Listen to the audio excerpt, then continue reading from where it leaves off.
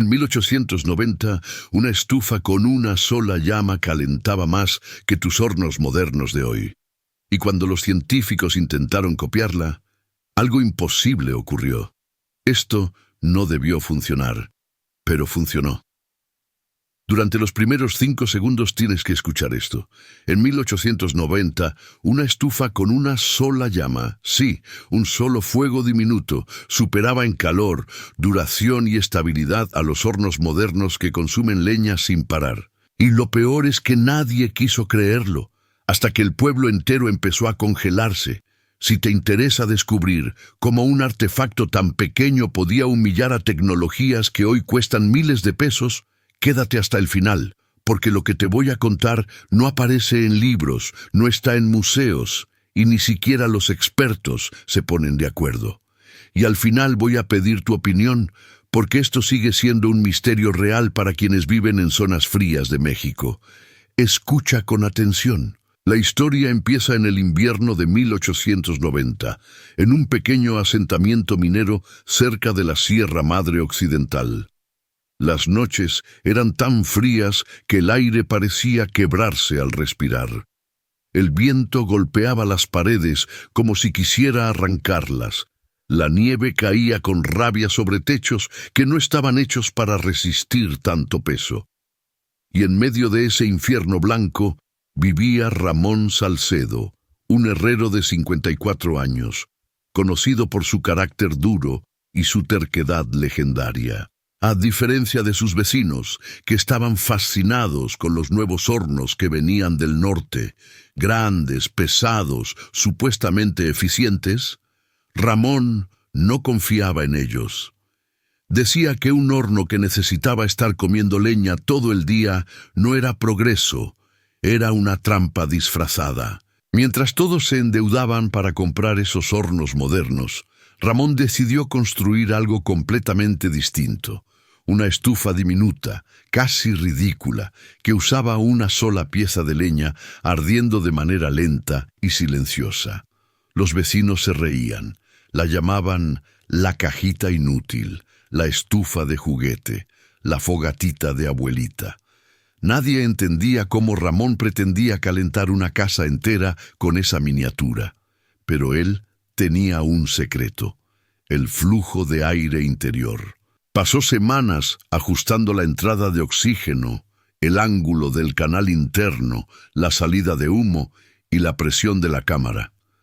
Aseguraba que si obligabas a una llama a pelear contra la forma del metal, quemaría más lento, pero con más fuerza térmica. Era ilógico para cualquiera, excepto para él.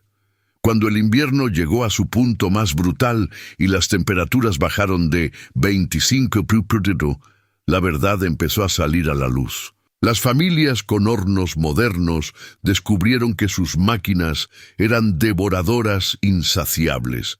Para mantener la casa a una temperatura apenas aceptable, necesitaban alimentarlas cada hora. En las madrugadas, los padres tenían que levantarse temblando para echar más leña.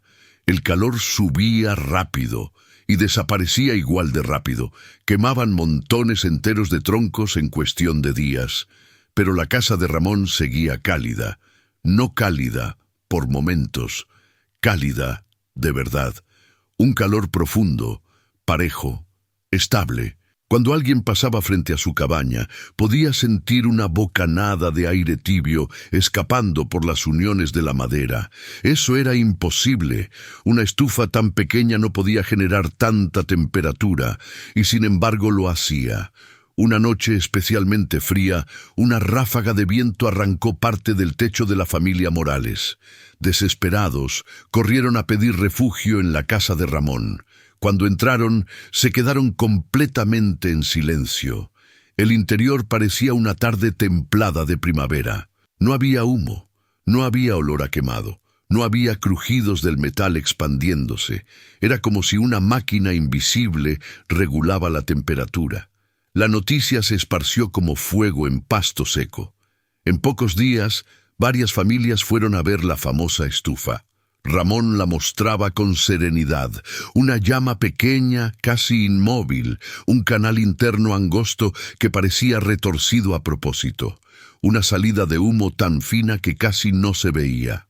Mientras tanto, los hornos modernos rugían como animales hambrientos, escupiendo calor descontrolado y consumiendo leña sin misericordia. Pero había un problema. La estufa de Ramón era extremadamente sensible. Si alguien movía solo 1 centímetro del canal interno, la magia desaparecía, y fue eso lo que convirtió su diseño en leyenda. A medida que el invierno se volvía más cruel, ocurrió algo más grave. Las casas con hornos modernos empezaron a agrietarse por dentro. El calor irregular creaba tensiones en la madera que la hacían fracturarse. Pero la casa de Ramón permanecía intacta. Nada crujía, nada tronaba. El calor constante protegía las paredes como si abrazara la estructura completa. Los hombres del pueblo lo confrontaron con una mezcla de respeto y orgullo herido. Le exigieron saber cómo funcionaba su invento. Ramón les explicó la mitad del secreto, que la llama lenta liberaba calor más denso, que la salida estrecha retenía el calor en la casa, que el aire frío entraba por un canal oculto bajo el piso y se precalentaba antes de tocar la flama. Pero no les contó la parte más arriesgada. Dentro del canal había una curva prohibida, algo que ningún manual aprobaba. Una forma que obligaba al fuego a empujar calor hacia abajo antes de subir. Una locura. Pero en su estufa funcionaba como brujería. Con el tiempo todos intentaron copiar la estufa. Nadie lo logró. Siempre fallaba algo. Calentaba menos, consumía más o simplemente no funcionaba. Eso solo fortaleció la idea de que Ramón había descubierto un diseño que el mundo olvidó. Hoy, más de un siglo después, restauradores han intentado replicarla con escáneres 3D, análisis térmicos y moldes exactos, y todos llegan al mismo resultado. Ninguna supera la estufa original. Ese es el misterio, ese es el legado. Y ahora quiero saber tu opinión. ¿Ramón era un genio adelantado a su tiempo o había un detalle escondido en su estufa que nadie ha logrado detectar? Déjalo en los comentarios. De verdad quiero saber qué piensas. Escucha, si estás oyendo esta historia sin haber vivido la primera parte, te advierto algo desde ya. Lo que estás a punto de descubrir no se parece a nada que hayas escuchado sobre estufas antiguas, calor o invierno. Porque lo que pasó en ese pueblo mexicano en 1890 no tuvo que ver con suerte ni con casualidad. Tuvo que ver con una verdad que todos ignoraron y que casi termina en tragedia. Y antes de continuar, suscríbete, porque lo que vas a escuchar hoy podría salvar tu vida si alguna vez dependes del calor para sobrevivir. La última vez te conté cómo don Aurelio, el viejo herrero del pueblo, encendió su estufa de 1890, y cómo, con un solo fuego, logró calentar su casa más que todas las demás juntas. Mientras afuera la temperatura se desplomaba a niveles que no se habían visto en décadas, él permanecía tranquilo, casi como si supiera que nadie más sobreviviría si no aprendían lo que él sabía. Pero esa noche, algo cambió. A las 3 de la madrugada, un golpe seco en su puerta lo despertó. No era viento, no era un animal. Era un sonido firme, humano, pero desesperado. Don Aurelio se levantó con el cuerpo entumido por la edad. Tomó una lámpara de aceite y abrió apenas la puerta. Afuera, cubiertos de nieve hasta los tobillos, estaban los 3 hijos de la familia Torres. Temblaban, lloraban, tenían las manos moradas.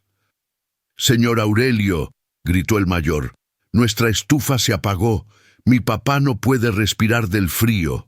Ese hombre, que siempre fue reservado, rígido, casi amargo, no dudó un segundo. Los hizo pasar, los acercó a la estufa encendida, y entonces pasó algo que cambiaría todo. La estufa rugió, y no debería haberlo hecho. El fuego de don Aurelio siempre había sido estable, sereno, casi silencioso, pero en cuanto los niños se acercaron con su frío extremo pegado a la piel, la estufa reaccionó como si el metal estuviera vivo, como si reconociera que había cuerpos muriendo frente a ella. La llama creció sola, sin que él añadiera leña. El calor se duplicó. Los niños dejaron de temblar casi de inmediato, demasiado rápido, como si la estufa los estuviera absorbiendo. Don Aurelio frunció el ceño. No era normal, ni natural, y fue ahí que decidió contarles un secreto que nunca había revelado a nadie.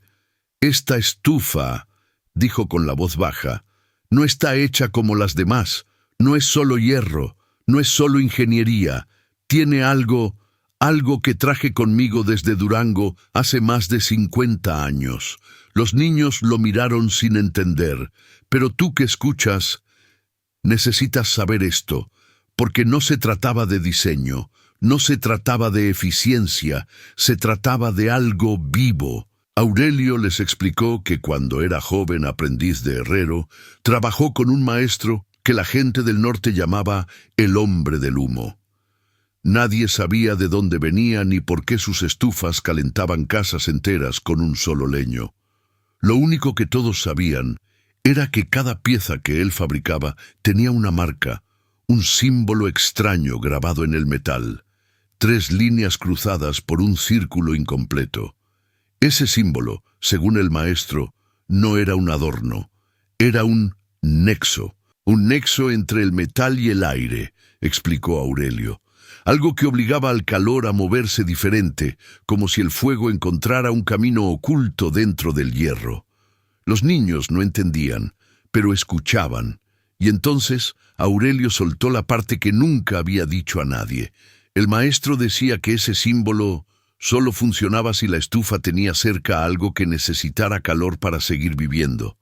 Los niños tragaron saliva. ¿Como personas?, preguntó el más pequeño. Aurelio asintió lentamente. «¡Sí! ¡Como ustedes!».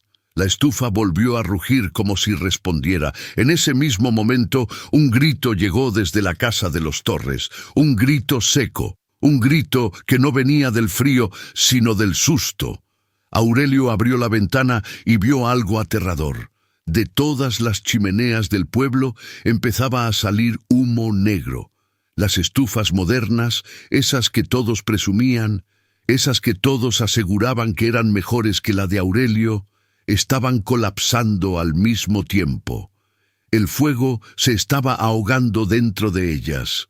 El humo era señal de combustión incompleta, de falta de aire, de un diseño deficiente, pero no debía pasar en todas a la vez, no a menos que alguien o algo estuviera afectándolas. Y entonces Aurelio lo entendió. La tormenta no era solo una tormenta. El frío no era solo frío. Había algo más viejo, más hambriento, más profundo, rondando el pueblo desde la noche anterior. Un frío que no era natural. Un frío que buscaba casas vulnerables. Un frío que quería entrar. Y la única estufa sufriendo lo contrario era la suya, porque la suya tenía aquel símbolo, aquel nexo. «Niños», dijo Aurelio tomando su abrigo, «necesito que se queden aquí. Voy a buscar a sus padres». Pero cuando abrió la puerta, el viento sopló con tanta fuerza que apagó su lámpara y cerró la puerta de golpe. La casa tembló. La estufa rugió otra vez. Los niños gritaron. Algo arañó las paredes, desde afuera, como si el frío tuviera manos, y entonces se escuchó un susurro. No un viento, un susurro, clarísimo, calor, denme calor. Aurelio retrocedió. Los niños lloraban. La estufa brillaba como si fuera a explotar. Y fue ahí, entre ese ruido, ese calor anormal y ese susurro helado que se colaba por las rendijas, cuando Aurelio entendió finalmente la verdad. El maestro nunca le enseñó a hacer estufas eficientes. Le enseñó a hacer estufas protectoras, estufas capaces de generar un calor que ningún frío, ni natural, ni sobrenatural, pudiera absorber. La marca no era diseño, era defensa. Y el frío que estaba afuera no era solo clima, era algo que tocaba puertas, que apagaba fuegos, que asfixiaba hogares